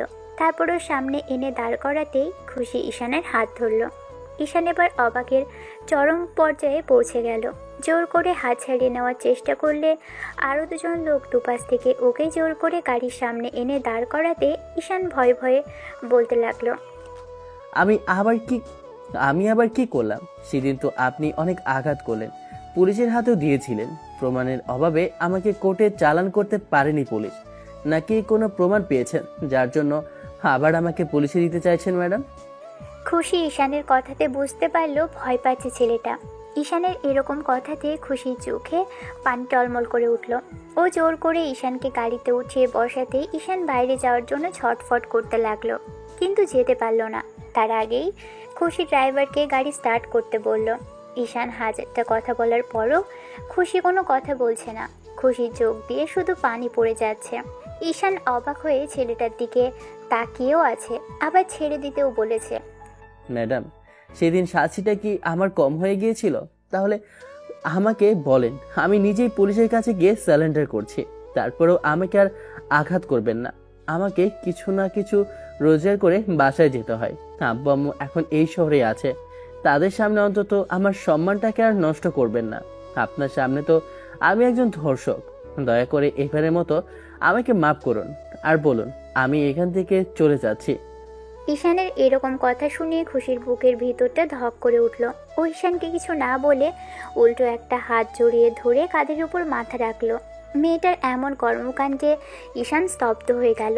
ঈশান ভাবতেও পারেনি ম্যাডাম এরকম কিছু করবে। গাড়িটা একটা নির্জন জায়গায় এসে থামলো। ঈশান মেয়েটাকে ছাড়িয়ে নিয়ে বেরিয়ে একটা জায়গায় গিয়ে দাঁড়াতেই এবার খুশির সাথে আসা লোকগুলো ঈশানকে ঘিরে দাঁড়ালো। তখনই ঈশান বলতে লাগলো, ভয় নেই, আমি কোথাও যাচ্ছি না। আপনাদের যদি আমাকে মেরে ফেলার থাকে, আপনারা আমাকে মেরে ফেলতে পারেন। তারপরেও আমি বলেই যাব, আমি সেই দিন ওই অন্যায়টা করিনি। খুশি এবার ইশারা করতেই সবাই সরে গেল। খুশি ঈশানের পাশে দাঁড়িয়ে বেশ কিছুক্ষণ নীরবে চোখে জল ফেলল। ঈশান এবার কিছুটা শান্ত হয়ে খুশির চোখের পানিগুলো মুছিয়ে নিতে বলতে লাগলো, কি করছো আজকাল তুমি? ম্যাডামের থেকে এরকম দ্বারা কোনো কথা ঈশান শুনবে কখনো কল্পনাও করতে পারেনি। ছেলেটা একটু চুপ করে থেকে দীর্ঘ নিঃশ্বাস ফেলে বলতে লাগলো, কি আর করব, সেদিন ওইরকম করে পুলিশের হাতে দেওয়ার দুদিন পরে আমি জেল থেকে বন্ধুদের সাহায্যে ছাড়া পাই। ওরা আমাকে অনেক জোর করেছিল থাকার জন্য এখানে, কিন্তু আমি গ্রামে চলে গিয়েছিলাম, কৃষিকাজ করেছি। তারপর আমার বাজে অবস্থার কথা শুনে ওরা কিছুদিন পর গিয়ে আমাকে জোর করে এখানে নিয়ে আসে। তারপর আব্বু আম্মুকে সাথে নিয়ে আসে, আর এখানে একটা বাসা দেখে সেখানে উঠিয়ে দেয়। গ্রামের জমি জমা নিয়ে ঝামেলা হচ্ছিল, তাই কম বেশি করে বিক্রি করে দিয়ে এখানে এসে একটা ছোট বাসাতে থাকছি। যে টাকা ইনকাম করি তা দিয়ে চলে যাচ্ছে। একটা মার্কেটিংয়ে জব করছি। আমার আব্বু আম্মুর কথা ভেবে হলেও আমাকে আর কোনো শাস্তি দেবেন না, তাহলে ওরা খুব একা হয়ে যাবে ম্যাডাম। শেষের কথাগুলো বলতেই খুশি কেঁদে উঠল। তারপর ঈশানকে নিজের দিকে ফিরিয়ে ওর বুকের মধ্যে আঁচড়ে পড়ল। ছেলেটাকে জড়িয়ে ধরে ফুঁপে উঠল মেয়েটা। ঈশান ভাবতেও পারেনি ম্যাডাম এরকম কিছু করবে। এবার ঈশান জোর করে মেয়েটাকে ছাড়িয়ে নিয়ে কয়েক হাত দূরে যেতেই এবার খুশি ওকে সব খুলে বলল। সব শোনার পর ঈশান চুপ করে রইল। চোখ জোড়া বন্ধ করে দিয়ে একটা দীর্ঘ নিঃশ্বাস ফেলে বলতে শুরু করলো, মজা করছেন আপনি আমার সাথে? আপনার মতো বড়লোকের মেয়ে আমাকে ভালোবাসতে পারে না ম্যাডাম। আপনি এখন এইসব বলছেন, আর এটা আগে বললেও আমি বিশ্বাস করতাম না। আপনার প্রতি কোনো রাগ নেই আমার ম্যাডাম। আপনি যদি ভেবে থাকেন এই ঘটনায় আপনি আমাকে ভুল বুঝে আমাকে আঘাত করেছেন, আমাকে পুলিশে দিয়ে দিয়েছেন বলে আমি আপনার উপর রাগ করে আছি কিংবা শোধ নেওয়ার জন্য এমনটা বলছি, তাহলে সেটা আপনার ভুল ধারণা। আপনার প্রতি আমার কোনো অভিমান নেই। আমার ভাগ্য যেটা ছিল সেটাই হয়েছে। ওই মেয়েটা আমাকে পছন্দ করত, আর আপনিও আমাকে পছন্দ করতেন, সেটা বুঝতে পেরেছিল। তাই আপনার থেকে আমাকে দূরে সরিয়ে দেওয়ার জন্যই এরকম কিছু করেছিল। রিয়া আমাকে প্রপোজ করেছিল। জীবনের সবচেয়ে বড় কথা, ওই দিন আমি ওকে রিজেক্ট করে দিয়েছিলাম। মেয়েটা আমাকে এরকম করে একটা থাপ্পি ফেললো, আর আপনিও তাতে পা দিয়ে দিলেন। তারপর যেটা হলো সেটা তো আপনি নিজেই করেছিলেন। তাহলে এখন আবার কি চাইছেন? তোমার কাছে হাত জোর করে মাফ চাইছি। দরকার পড়লে আমি তোমার পা ধরে মাফ চাইবো। তারপরে তুমি আমাকে মাফ করে দাও। ঈশ্বর আমাকে একটা সুযোগ দাও। আমি অন্যায় করেছি, তোমাকে বিশ্বাস না করে ভুল করেছি, অনেক বড় একটা ভুল করেছি। আমাকে একবার তোমার লাইফে আসার সুযোগ দাও। আমি আর কখনো এরকম ভুল করবো না। বললাম তো সারা জীবন তোমাকে ভালোবেসে যাবো, আর কখনো তোমাকে দূরে যেতে দেবো না। ঈশান খুশির কথা শুনে পাগলের মতো হাসলো। তারপর হাঁটুতে দুহাত দিয়ে বলতে লাগলো, ম্যাডাম, মজা করছেন আমার সাথে? আপনার কি কোনো কারণে আমাকে ঝোকার মনে হয়? আপনি এসব বললেন আর আমি বিশ্বাস করলাম। শুনুন ম্যাডাম, এসব সিনেমা আর নাটকেই হয়। আপনার মতো এত বড় লোকের মেয়ে আমার মতো একটা গরিব ছোট লোক ভিখারিকে ধুলো থেকে কুড়িয়ে এনেছিল, সেটাই আমার জন্য অনেক ছিল। আমি এসব নিয়ে ভাবতেও চাই না। আপনি বলবেন আমাকে ভালোবাসেন, আপনার আব্বু এসে আমাকে গুলি করে মারো, তারপর আমার আব্বু আম্মু একা হয়ে যাক। আপনি যেটা ভাবছেন সেটা কখনোই হবে না। আমাকে নিজের কাছে রেখে চাকরের মতো খাটানোর জন্য কিংবা অন্য কোনোভাবে শাস্তি দেওয়ার জন্য এসব কিছু বলছেন, তাই না? আপনার সেই আশাটা কখনো পূরণ হবে না। তোমার ধারণাটা যদি ভুল হয়, আমি যদি তোমার বাসায় গিয়ে তোমার এই ছোট্ট ঘরে তোমার বুকে মাথা রেখে ঘুমাতে পারি, তাহলে আমাকে ভালোবাসবে তো ঈশান?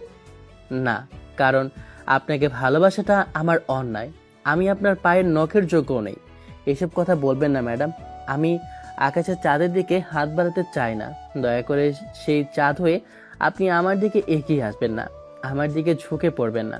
তাহলে জোর করে ছেলে সরিয়ে দেওয়ার জন্য হলেও আপনাকে স্পর্শ করতে হবে, তাহলে আপনি কলঙ্কিত হবেন। আপনি বড় লোকের মেয়ে, আমাকে বিয়ে করে ডিভোর্স দিয়ে অন্য কাউকে বিয়ে করতে আপনার দ্বিতীয়বার ভাবতে হবে না। ঈশান এক গাদা কথা শোনালো ওকে, আর খুশি ফুপিয়ে ফুপিয়ে কেঁদে সেখানেই বসে পড়ল। ঈশান কথা শেষে সেখান থেকে চলে গেল। এমন করে কয়েকটা দিন ঈশানের সাথে খুশি কথা বলার চেষ্টা করলেও ঈশান বলল না, উল্টো মেয়েটা ওকে ডিস্টার্ব করাতে অন্য জায়গায় বদলি হয়ে গেল। 15 দিনের মাথায় ঈশান সেদিন কাজ তাড়াতাড়ি শেষ করে যখন দুপুরের পর বাসায় আসলো, তখন বাসার সামনে আসতেই দেখলো সেখানে বেশ বড় একটা গাড়ি দাঁড় করানো। এত বড় গাড়ি নিয়ে আসার মতো কেউ নেই ওদের আত্মীয়দের মধ্যে। অন্য ফ্লোরের কারো হতে পারে, কিন্তু 3টে ফ্লোর এখানে আছে, তাই তেমন কেউ আসার কথা নয়। তেমন রিচ ফ্যামিলির লোকজন এখানে থাকেও না, তাহলে কাদের হতে পারে? কথাগুলো ভাবতে ভাবতেই রুমের ভিতর প্রবেশ করলো ঈশান। বোন এসে দরজা খুলে দিলেই ঈশান কিছু জিজ্ঞেস করতে যাবে তার আগেই ডাইনিং রুমের চোখ পড়তেই দেখলো খুশি ম্যাডাম বসে আছে আর মাথা নিচু করে রেখেছে। এমন কিছু দেখেই ঈশান অবাক হলো আর দৌড়ে সেখানে এসে কিছু বলতে যাবে তার আগেই খুশি বলতে লাগলো, আঙ্কেল, তোমাদের ছেলে এসেছে। আমি আজকে এখানে বিয়েটা করতে চাই। তোমার ছেলের রাগটা আমি ভাঙাতে পারছি না। অনেকবার মাফ চেয়েছে ওর কাছে, তারপরেও রাগ করে আছে। তাই বিয়েটাও হয়ে যাক, তারপরে না হয় ওর রাগটা ভাঙাবো। আমি আর ওকে হারাতে চাই না, সেজন্য আজকে এখানেই বিয়েটা হোক। বিয়ের কথা শুনে ঈশানের মাথায় যেন আকাশ ভেঙে পড়ল। ম্যাডাম এমন কথা শুনে ঈশানের মাথাটা খারাপ হবার জোগাড়। ছেলেটা একটু চুপ করে থেকে তারপর যখন মস্তিষ্কে সচল হলো, তখন বেশ খানিকটা চিৎকার দিয়ে বলে উঠল, বিয়ে? কিসের বিয়ে? কার বিয়ে? আমি কোনো বিয়েটি করতে পারবো না। আপনার মতো মেয়েকে বিয়ে করার কোনো প্রশ্নই আসে না। আপনি কি করে ভাবলেন আপনি আব্বু আম্মুকে নিয়ে এসে আমাকে বিয়ের প্রস্তাব দিবেন আর জোর করবেন আর আমি বিয়ের জন্য রাজি হয়ে যাব? আপনার আব্বু হয়তো বলেছে মেনে নেবে, কিন্তু কাল ঠিকই এসব মানতে পারবে না যখন দেখবে আপনি এখানে ঠিক মতো থাকতে পারছেন না। স্যার, দয়া করে এখান থেকে ওনাকে নিয়ে যান। আপনার মেয়ে আমাকে অনেক বড় উপকার করেছে সেদিন অফিস থেকে বের করে দিয়ে। আর একটা কথা, উনি যদি এখন প্রেম ভালোবাসা দেখিয়ে আমার মনে জায়গা করে নেওয়ার চেষ্টা করে, তাহলে সেটা কখনোই হবে না, কারণ ওনাকে ভালোবাসার মতো ভুলটা আমি কখনোই করব না। ঈশান কথাগুলো বলেই রুমের দিকে চলে গেল। খুশি চুপ করে রইল দেখে ঈশানের আপু বলতে লাগলো, ও যখন আমার জন্যই কষ্ট পেয়েছে, আমার জন্যই রাগ করে আছে, তখন আমি না হয় ওর রাগটা আমিই ভাঙাবো। আঙ্কেল আন্টি, তোমরা কাজে ডাকো, বিয়েটা আজকে এখানেই হবে, নাহলে আমি কি করবো আমি সেটা নিজেও জানি না। মামুনি, তুমি পাগলামি করো না। ঈশানকে আমরা বোঝাবো। একটু সাময়িক রাগ করে আছে, কিন্তু আমরা বললেও ঠিকই শুনবে। কোনো পাগলামি করো না। দেখো, তুমি বাবা মায়ের একমাত্র মেয়ে, আর ভেবে দেখো তুমি এখানে থাকতে পারবে না মামুনি। এখানে অনেক কষ্ট করে আমরা কয়েকজনের সাথে থাকি। তুমি এত বড় লোকের মেয়ে হয়ে আমাদের মতো গরিব ঘরে থাকতে পারবে না তো। আপনাদের ওসব নিয়ে ভাবতে হবে না। আমার অফিসে জবটা ঈশান কন্টিনিউ করবে। আগে বিয়েটা হতে দিন, তারপর দেখা যাবে। ভেবেছিলাম যে ঈশানের সাথে ওর সম্পর্কটা মানব না, কিন্তু মেয়েটা বলেছে ঈশানের সাথে আমরা সম্পর্কটা না মানলেও সুইসাইড করবে। আমরা যদি জোর করে ওর বিয়েটা অন্য কোথাও দেওয়ার চেষ্টা করি, তাহলে ওকে হারাবো। আমি আমার মেয়ের সম্পর্কে জানি, অন্য কোথাও বিয়ে করবে না। যতদিন না ঈশানকে বিয়ে করতে পারবে, তাই সহজেই মেনে নেওয়ার চেষ্টা করছি। আপনারা আবার বারণ করবেন না, বাকিটা আমি দেখব। খুশি এসে আব্বুকে একবার জড়িয়ে ধরে বলল, তুমি এত সহজে সবটা মেনে নেবে আব্বু, আমি ভাবতেও পারিনি। থ্যাংক ইউ আব্বু। খুশি ঈশানের রুমে গেল, আর যাবার সময় কি যেন একটা মনে করে ডাইনিং টেবিলের উপর থেকে ফল কাটা ছুরিটা নিয়ে গেল। তারপর রুমে এসে দেখলো ঈশান রুমে বেডের উপর বসে আছে। খুশি এসেই ঈশানের সামনে দাঁড়ালো, তারপর ফল কাটার ছুরিটা হাতের উপর রেখে বলতে লাগলো, রাগ হয়েছে আমার উপর না শোনো, আমি নিজেকে শাস্তি দিব। দেখো তুমি আমার উপরে রাগ করে আমাকে শাস্তি দিবে, ঠিক আছে, তারপরে আমাকে বিয়ে করে নাও। আমার উপরে তোমার যত রাগ আছে, যত অভিমান আছে, আমি সব ভেঙে দেবো ঈশান। আমি দেখিয়ে দেবো আমি এখানে থাকতে পারি, আমি তোমার সাথে মানিয়ে নেব। তুমি যেভাবে রাখবে, যা খাওয়াবে সেটাই হবে। গরিব মেয়ের মতো থাকবো। আমি জানি বলা যতটা সহজ, তার থেকে 1000 গুণ কঠিন করা, কিন্তু আমি সেটা কঠিন কাজটা করেই দেখাবো। অফিসের বসের মেয়ে কি করে তার কলিগের সাথে ভালো থাকতে পারে, সেটা না হয় আমার মাধ্যমেই সবাই দেখবে। তোমার আমার সম্পর্ক দেখে সবার সামনে বড় একটা দেয়াল ভেঙে যাবে। যারা বড় লোকের মেয়েকে ভালোবাসে কিন্তু ভালোবাসার কথাটা বলতে পারে না, আমার মাধ্যমেই সবাই জানতে পারবে। আমি সবাইকে বুঝিয়ে দেবো ভালোবাসা সবচেয়ে বড়। তার জন্য তুমি আমাকে শাস্তি দিবে, যত পারো দাও, তারপর আমাকে ভালোবাসো, সেটা অস্বীকার করো না ঈশান। ঈশান চুপ করে রইল। খুশি এসে ঈশানের পাশে বসলো। ওর একটা হাত জড়িয়ে ধরতে গেলে ঈশান উঠে ব্যালকানিতে চলে গেল। খুশি বুঝতে পারলো ছুরিটা দেখিয়ে কোনো কাজ হবে না। মেয়েটা এসে ঈশানের পাশে দাঁড়ালো আর বলতে লাগলো, তোমার কি এখনো মনে হচ্ছে না তুমি শুধু শুধু জেদ করছো? আমাকে কষ্ট পেতে দেখলে কি তুমি খুব বেশি ভালো থাকতে পারবে ঈশান? আমি সেদিন তোমাকে আঘাত করেছি, তার কিছুটা হলেও এখন শোধ করে দিচ্ছি নাও। ঈশান মেয়েটার দিকে ফেরার আগেই খুশি নিজের হাতের উপর ছুরিটা চালিয়ে দিল। মুহূর্তে ফিনকি দিয়ে রক্ত পড়তে শুরু করলো। ঈশান খুশি থেকে ছুরিটা কেড়ে নেওয়ার চেষ্টা করলে খুশি আবারও একটা পোজ দিতে গেলেই ঈশান কষিয়ে ওর গালে একটা থাপ্পড় বসালো। আব্বু আম্মুকে জোরে জোরে ডাকতেই এবার খুশির আব্বু আম্মু সহ সবাই রুমে আসলো। ঈশান মেয়েটাকে রুমে এনে বুকের সাথে চেপে ধরে বলতে লাগলো, তোমরা একটু ডাক্তারকে ফোন করো, এখনই আসতে বলো। দেখো উনি কি পাগলামি করেছে। স্যার দেখুন আপনার মেয়ে কি পাগলামি করছে। আমি বলছি এসব কিছু হয় না, উনি তারপরে বোঝার চেষ্টাই করছে না। আমার এতটুকু কষ্টেই তুমি এত ভয় পাচ্ছ, যার জন্য আমাকে বুকের সাথে চেপে ধরে রেখেছ। তুমি বলছো আমি পাগলামি করছি, তাহলে কতটুকু ভালোবাসো আমাকে তুমি একটাবার ভেবেছো? আমি যেন পাগলামি না করি সেই জন্য বুকের সাথে জড়িয়ে ধরে রেখেছো। তুমি ভালো করেই জানো তুমি ঠিক আমাকে কতটা ভালোবাসো, তারপরে দূরে সরিয়ে দিতে চাইছে। ঈশান আমি কি থেকে তুমি জোর করে বাসায় পাঠিয়ে দিবে তো? তারপরে বাসায় গিয়ে যখন সত্যি কিছু একটা করে বসবো, তখন দেখবে তুমি নিজেকে ক্ষমা করতে পারো কিনা। ঈশানের বুকের ভিতরটা কেঁপে উঠল। ও কিছুক্ষণ চুপ করে রইল।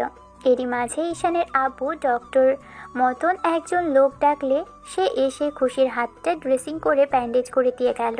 মেয়েটা সেই থেকে ঈশানকে জড়িয়ে ধরে রেখেছে এখনও। ঈশানের চোখে পানি টলমল করছে, ভয়ে হাত পাগুলো অসাড় হয়ে আসছে। সত্যি সত্যি কি মেয়েটা এরকম কিছু করবে? প্রথম দেখায় যাকে ভালোবেসেছিল তাকে কাছে পাওয়ার সুযোগ থাকার পরও কি তাকে হারিয়ে ফেলবে? ঈশান কথাটা নিজের মনেই রেখে দিয়েছিল। এই কথাগুলো যখন রিয়াকে বলেছিল, তখন রিয়া মেয়েটা ম্যাডামের থেকে ওকে দূরে সরানোর জন্য সেদিন এরকম একটা নাটক করেছিল। ঈশান ভেবেছে যেটা হয় না সেটার কখনো বলা তো দূরে থাক, নিজের মতেই দাফন করে দিবে, তাই ম্যাডামের থেকে দূরে সরে গিয়েছিল। কিন্তু মেয়েটা যে বড্ড বেশি পাগলামি করছে, না জানি বাড়ি গেলে কি অবস্থা করবে। ঈশানকে সবাই বোঝাতে লাগলো। বোঝাতে বোঝাতে বিকেল থেকে সন্ধ্যা হয়ে গেল। এরই মাঝে বন্ধুরাও এসে অনেকক্ষণ ঈশানকে বোঝালো। তারপর ঈশান খুশিকে বলতে লাগলো, আপনি এখন কি চাইছেন ম্যাডাম? আপনি আমাকে বিয়ে করবেন? আপনি আমার সাথে থাকতে? তোমার বুকে রাখলে আমি সব সময় থাকতে পারবো। বিয়েটা তো করে দেখো, দেখবে সব কিছু চেঞ্জ হয়ে যাবে। আব্বু আম্মুকে নিয়ে আমরা আমাদের দ্বিতীয় ফ্ল্যাটে উঠবো। আমি আব্বু আম্মুর একমাত্র মেয়ে, সেই সূত্রে সব কিছু তোমারই হবে। আমি যে একটা ছোট লোক সেটা আবার প্রমাণ করে দিচ্ছেন, তাই না ম্যাডাম? ঈশান আমি ওভাবে বলতে চাইনি, আচ্ছা ঠিক আছে, ওগুলো কিছুই নিতে হবে না। আমি এখান থেকে বুঝিয়ে দেবো আমি তোমার সাথে থাকার জন্য প্রস্তুত আছি। তুমি শুধু বিয়েটা করে নাও, আমি তোমার সব রাগ ভাঙিয়ে দেবো। দেখো, ঈশানের বোনও অনেক করে ঈশানকে বোঝালো। ঈশানের কোনো উপায় না পেয়ে আব্বু আম্মুর কথা রাখতে বিয়েটা করলো। ভাবলো জেনে বুঝেই না হয় আগুনে ঝাঁপ দিচ্ছে, তাই আর কিছু ভাবলো না, বিয়েটা করে নিল। সাইনটা করে দিয়ে ঈশান চুপচাপ মেয়েটার মুখের দিকে তাকিয়ে রইল। কারণ সেই থেকে মেয়েটা ওর হাত জড়িয়ে ধরে কাঁধে মাথা রেখে এক পাশ থেকে জড়িয়ে ধরে রেখেছে। খাওয়া দাওয়া করে সবাই চলে গেল। খুশির আব্বু আম্মু ঈশানকে বেশ কিছুক্ষণ বোঝালো আর অফিসে আগের পদে জয়েন করতে বলল, কিন্তু ঈশান বলল ও আর আগে অফিসে ফিরবে না। খুশি আব্বু আম্মুকে বোঝালো ঈশানকেও নিজে থেকে বোঝাবে। ওরা চলে যেতেই খুশি ঈশানকে নিয়ে রুমে আসলো। রুমটা বেশ সুন্দর করে সাজানো, ছোট্ট রুম হলেও বেশ সাজানো গোছানো। ঈশান বেডে বসতেই খুশি এসে ওর পাশে বসলো আর বলতে লাগলো, তুমি অফিসে যাবে না বললে কেন? কারণ যে অফিস থেকে আমার সম্মানটা নষ্ট হয়েছে সেই অফিসে আমি আর ফিরে যেতে চাই না ম্যাডাম। ওখান থেকে আপনি আমাকে মেরে তাড়িয়েছেন, তাই আমি আর চাই না ওখানে যেতে, তাতে সবাই আমাকে নিচু নজরে দেখবে। আমার উপরে এত রাগ তোমার? যখন আমি সবটা জানতে পেরেছিলাম তখন সবাইকে ভিডিওটা দেখিয়েছিলাম, মেয়েটাকে খুঁজেছি, ওকে তো আমি হাতের কাছে পেয়ে খুন করে ফেলবো। সেটা করতে হবে না, যে যা করেছে তার শাস্তি পেয়েছে। মানে? ওই ঘটনাটার 3-4 মাস পর মেয়েটা একটা অ্যাক্সিডেন্টে মারা গেছে। আমি সেদিন ওকে দেখতে গিয়েছিলাম। এত কিছুর পরেও তুমি ওকে মাফ করে দিয়েছো? কেন মাফ করব না? ওর মতো যদি আমিও ভুল করি তাহলে আমাদের মধ্যে পার্থক্য কোথায় রইল? মাফ না করার হলেও তো আপনাকেও মাফ করতাম না। এত বড় মন তুমি কোথায় পেলে? আমাকে একটু জায়গা দেওয়া যেত না এই ভোকেশন? সেটা দিয়েছি বলেই আপনাকে বিয়ে করেছি, না হলে আপনার মতো বদমেজাজি মেয়েকে বিয়েই করতাম না। আমি বদ মেজাজি, তাই না? অবশ্য সবাই বলে, তুমি বললে দোষ কিসে? তুমি আগেও এই কথা বলেছ। তবে একটা জিনিস দেখো, তোমার সংস্পর্শে এসে তোমার আদর আর ভালোবাসা পেয়ে এই বদ মেজাজি মেয়েটা অনেক ভালো হয়ে যাবে ঈশান। আমার বইয়েই গেছে আপনার মতো একটা রাগী আর বজ্জাত মেয়েকে আদর করতে আর ভালোবাসতে। আপনি পাগলামি করেছিলেন বলেই আমাকে বিয়েটা করতে হলো, না হলে আপনাকে বিয়ে করার কোনো ইচ্ছেই আমার ছিল না। তাই আমাকে বিয়ে না করে অন্য কোথাও বিয়ে করে তাকে নিয়ে ভালো থাকতে পারবে ঈশান? ভালো থাকতে পারতে না দেখেই তো ভালোবেসে ফেলেছিলে, আর কখনো ঘৃণাও করতে পারোনি। এত কিছুর পরেও তাকে ভালোবেসেই যাচ্ছ, তাহলে তাকে ছেড়ে ভালো থাকতে পারতে? সেটা তুমি আমাকে বললে আর আমি তোমাকে বিশ্বাস করে নিলাম। আপনি এত কিছু জানলেন কি করে? কেন? তোমার বলার লোক থাকলে আমার থাকতে পারে না? আমার নরদিনে বলেছে তুমি নাকি কয়েকদিন আগে আমার কথাটা ওকে বলেছিলে, কেঁদে কেঁদে বলেছিলে যাকে ভালোবাসো তাকে হারিয়ে ফেলেছো, আর এমন কাউকে ভালোবেসেছো যাকে কখনোই পাবে না। পিচ্চিটা তোর হচ্ছে, ওর তো আমি অবস্থা খারাপ করে ছাড়বো। খুব পেকে গেছে না? দাঁড়াও, কয়েকটা দিন যেতে দাও, ওর বিয়ে দেওয়ার ব্যবস্থা করছি। ওসব ছাড়ো, আগে আমার দিকে তাকাও। ঈশান মেয়েটার দিকে তাকাতেই খুশি কিছু একটা ভেবে ওকে ধাক্কা মেরে বেডে ফেলে দিল। ঈশান শুয়ে পড়তেই খুশি ওর উপরে উঠে গেল। তারপর ওর পেটের উপর বসতেই ঈশান ওর একটা হাত ধরে টান দিতেই খুশি টাল সামলাতে না পেরে ঈশানের বুকের উপর হুড়মুড়িয়ে পড়ে গেল। দুজনের ঠোঁটের সাথে ঠোঁটের ছোঁয়া লাগলো। কিছুক্ষণের জন্য দুজন চুপচাপ হয়ে গেল। ঈশান খুশির কোমর জড়িয়ে ধরে রেখেছে। মেয়েটা ওর বুকের উপর দুহাত রেখে ওর চোখের দিকে তাকিয়ে আছে। এই অবস্থাতেই মেয়েটাকে দেখতে বড্ড বেশি আদরে লাগছে। ঈশান খেয়াল করলো যে দুজনের নিঃশ্বাসের শব্দটা ভারী হয়ে আসছে। খুশির ভিতরটা ধুকপুকানি নিয়ে বেড়ে চলেছে। ঈশান সেটা কাছে থেকে খুব ভালো করে বুঝতে পারছে। ঈশান একটা মুচকি হাসি দিয়ে মেয়েটার ঠোঁটে আলতো করে একটা চুমু খেলো। সাথে সাথে ছেড়ে দিতেই খুশি সেটা ছাড়লো না, উল্টো ঠোঁট জোড়া আঁকড়ে ধরলো। তারপর আলতো করে ওর বুকের সাথে মিশে গিয়ে ওর ঠোঁট জোড়া দখলে নিয়ে রাখলো। রাগ, অভিমান ভালোবাসারই অংশ, তাই ভালোবাসাটাকে দূরে সরাতে চায়নি বলে ঈশান মেয়েটাকে আপন করে নিয়েছে। আদর ভালোবাসার মধ্য দিয়ে ভালোবাসাটা বৃদ্ধি পাবে, হয়তো বা আস্তে আস্তে রাগটা কমে যাবে। ভালো থাকুক ভালোবাসা। দেখা হচ্ছে অন্য কোনো দিন অন্য কোনো গল্পে। ততদিন পর্যন্ত আপনারা সুস্থ থাকবেন, ভালো থাকবেন আর আমাদের সাথেই থাকবেন। ধন্যবাদ। আল্লাহ হাফেজ।